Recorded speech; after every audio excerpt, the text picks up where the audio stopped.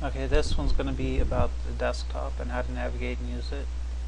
It's a little different, okay, a lot different than a lot of programs. Blender breaks almost every standard there is, so. Okay, I already told you about the layers, starting with number 1 to 10, 11 to 12, 20, yeah, 20 layers. You got your file with all of its stuff under here. Actually, I guess it doesn't actually break that many. Well, anyway, each of these sections is actually an independent part of the desktop, and you can, well, okay, here, to make a new window, you see this thing here, you just click on it and drag it over, and that's how you make a new window. And you can do that with, you can make as many windows as you want, really. And you can scroll along with your mouse wheel. I don't know if you can see that. You can do that with all of them. And then you can change what's in them with this little icon here. You can get all the information that you need text-wise. There's a file browser, user preferences. The outliner's always up here. The properties is always here, so you don't really have to worry about those. And for my stuff, you know, for using my tutorials or working for me, you won't change those at all. The only ones you'll have to worry about are things like the node editor. We don't use the text editor. We use the movie clip editor, the video sequence editor, the UV image editor. If you get far enough, you'll use the nonlinear action editor, dope sheet, graph editor. The timeline is always down here, so you don't even have to worry about changing that one. And then you've got your 3D view, which is this one that's almost always open. To close the window, which this irritates me, you drag it like that, and then you've got to change back whatever it is. To make the windows bigger, you can drag along one of the borders. You have to do that a lot, unfortunately. So you just drag them around, and let's see. This is the, let's see, for some reason this one, these two are both at the tops. Well, anyway, you can, you know, you've got your outliner here. This is the one that tells you where everything's at. If you added, say, a mesh or a cube, this is a mesh. It'll show up here. If you want, you can change the name there, but for the most part, all of the changes should be done in this toolbar. You could change that to whatever you wanted. This, we mostly just use it as informational. And then, you know, like if you're looking for something, when we get really large, very large objects or complicated rigs or whatever, it's easier sometimes to find the part you're looking for by typing it in. So it's good to make sure you have a unique name on everything.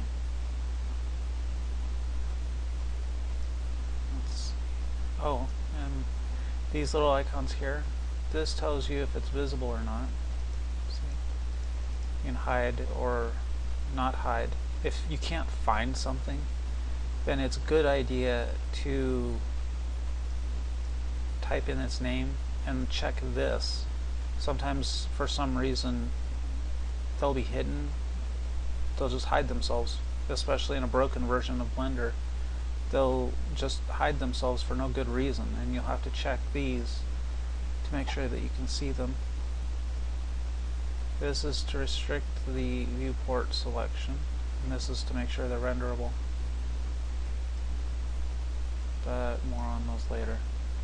Let's see. This, actually, I'm going to close this one, drag this one back out. This is your main working panel, so it doesn't even really matter if that one up there is even open. So minimize that, and you can still scroll through. But this one is, you know, this is your camera. Well, no, that's not. This one has a camera, but it's actually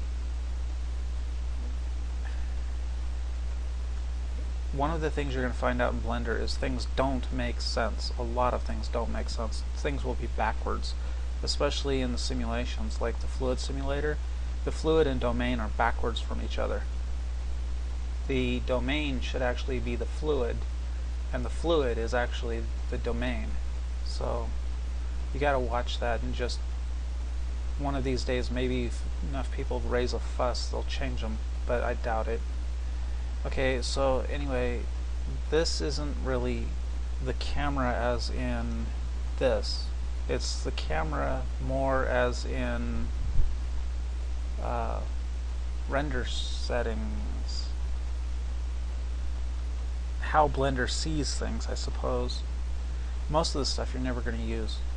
So maybe if you got really advanced, but that's probably only about 5% of us. So if you just take a look through these, you'll have render, animation, audio. Those are all just rendering settings.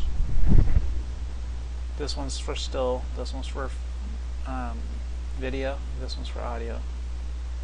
This tells you how big it is, where and when to stop, what the frame rate is, aspect ratio. You almost never have to change that. The only time I've had to use it is one time when I was working on a mocap.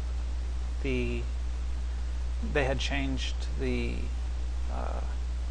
aspect ratio, and so I had to change it here, but that's just like one time the entire time I've used Blender. So haven't used that. I don't think I've ever used that either. Performance, leave it alone. It'll cause you nothing but grief if you change anything in here. I know there's a lot of people who think that they're helping their computer or whatever. They're not. I have yet to find any reason to change anything in this section, except for the tile size, and that's,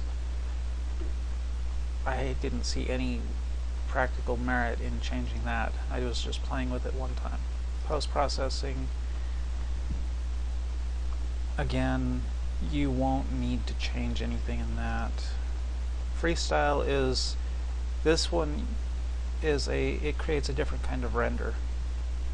It makes a line around things, so it's more cartoony. Copy settings, I haven't yet used that. Haven't used the stamp. The output you're going to need. This is the relative file of where the when you're rendering out videos or animations. This is the relative layer. I mean the relative path of where the files go, and what they are, and their form. I mean their their format and their compression. Always compress at 100. And baking, I don't bake anything. I've yet to see a real reason for it. As far as I can tell, it's a holdover from weaker computers. So, okay, and then we've got render layers here. And that is, I'm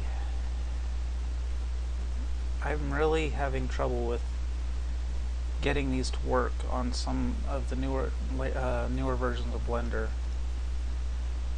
Sometimes they seem to work fine, and other times they just throw a fit. but more on those later. They're really complicated to understand. So, and then here's the actual camera, I believe. What do they say? Yeah, no, this is the scene setup. I don't mess with that one either. I suppose I should. Haven't had any reason to yet. Because I don't use... Oh yeah, I do use that. Well, I don't do everything in Blender, I guess. So I do things as efficiently as possible. And sometimes that means faking it, which that means no 3D. Here's the world. You'll need that one. This changes the gray background and the horizon, which you can see there isn't one. Ambient color, environmental lighting, etc. These will change depending on if you're using the internal Blender render engine or the cycles engine. This is the object data. You're going to need that a lot, because if this had special information, it's going to be here, like the display. You can make its name, you can set its axes. See, you make it so the floor doesn't look like it's going through it. Change it to wire mode. Well, anyway.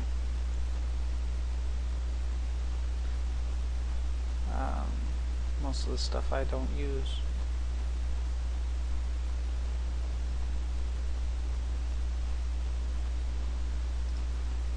Here's the constraints. Almost everything in Blender, especially in the animation, uses constraints or modifiers. So take a good look at all of them.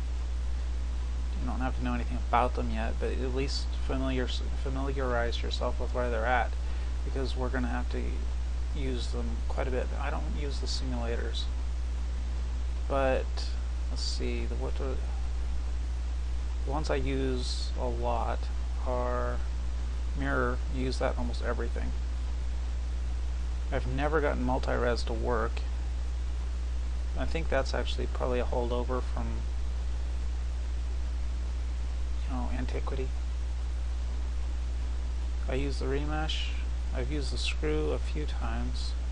Skin is used to make it quick characters.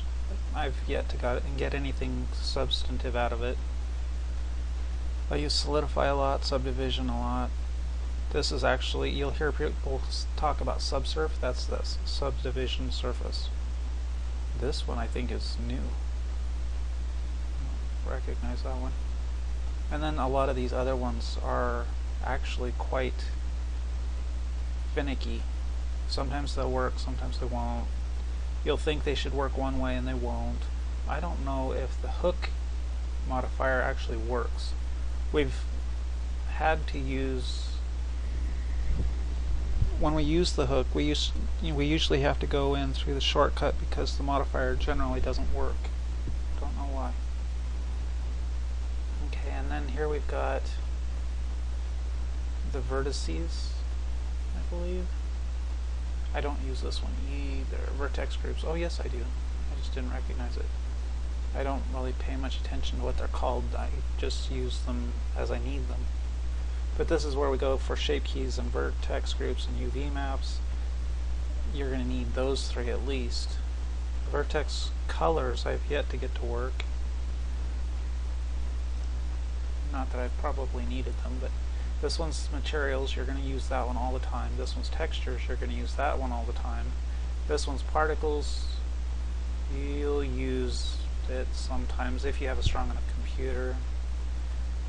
And then this is physics, which you'll use if you have a strong enough computer. A lot of people play with these with the tutorials and whatnot, but most of them still don't do anything that's actually of value. They figure out how to run a cloth simulation, for instance, and that's about as far as they get. That won't get you anywhere working for me. In fact, a lot of those guys that I've seen do those tutorials, I wouldn't hire them. I'd fire them before I would fire them before I hired them, because they don't know anything. I mean, what good is it to be able to just put on a oh well, right, I won't rant. That's probably not the time for it anyway. Let's see, is there anything else you need to do? I think that's pretty much the workspace, the desktop workspace, whatever you want to call it.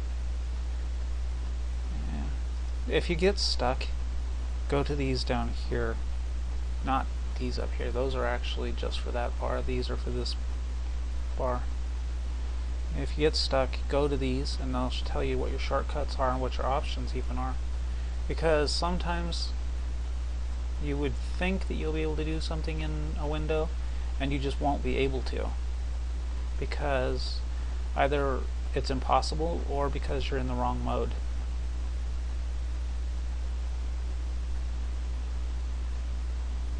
Oh, that's something. When you're to change modes in Blender, go to this thing. See, at the moment we can't do anything. We're in object mode right now and there's nothing to do, nothing selected, there's no animation set up, there's no cameras, just nothing. Okay, so then you click this and voila, you can go to texture paint, weight paint, vertex paint, sculpt mode, edit mode, or stay in object. You can go to edit mode, which is where you do all your work, and then you'll be able to actually manipulate mesh. Tab to go back into object mode, and this is usually where you're going to add meshes, you're going to do your animating.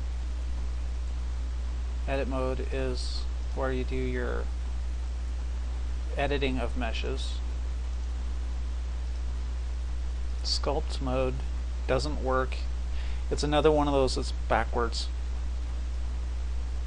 and you have to have your mesh detailed enough to actually do it. I think this is actually one of the only ones where you use your tools as well. Let's see, let me just show you real quick. We'll put a subsurf on this, crank it up to where we can get some decent vertices, and then when we go in,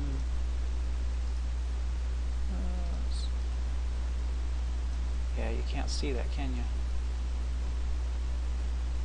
That's one of the things that bothers me about the sculpt area, the sculpt mode, is you can't really see anything. Yeah, put this back at 5 or 0.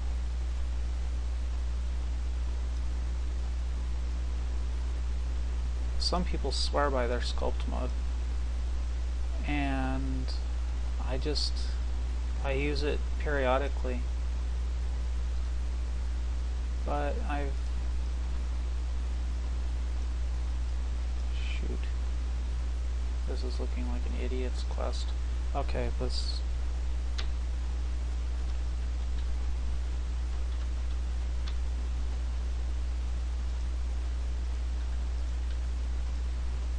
you have to have a dense mesh to do it. And see, now I can grab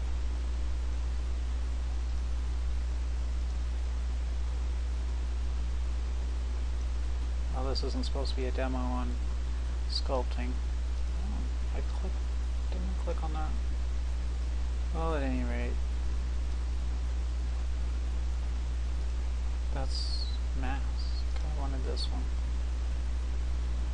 Well, anyway, smooth it out. See? That's right, you can't. I don't really do much with sculpt anymore. It's fun to play with it first, and I still use it if I'm in a hurry or don't want to do proper proper modeling or whatever. But anyway, you get the picture. And then we'll go into all of these later, like the vertex paint and stuff. That's, yeah, we'll go into those later. That's how you change those, though. If you are wanting to, let's see, change how you rotate, then you can use these. But I don't know why nothing's working. Oh yeah, R is rotate, and see now it's going around the 3D cursor. Individual origins. I don't use any of these, so in all of the years that I've been working with Blender, most of these I've never used. I mean, a lot of that's another thing about the tutorial people that I've seen. They use this stuff, but it's all in theory. In practice, we never use it. So I don't know if it's archaic and they're just trying to demonstrate how much they know or think they know. But if we never use it, then there's no point in me stuffing your head full of it.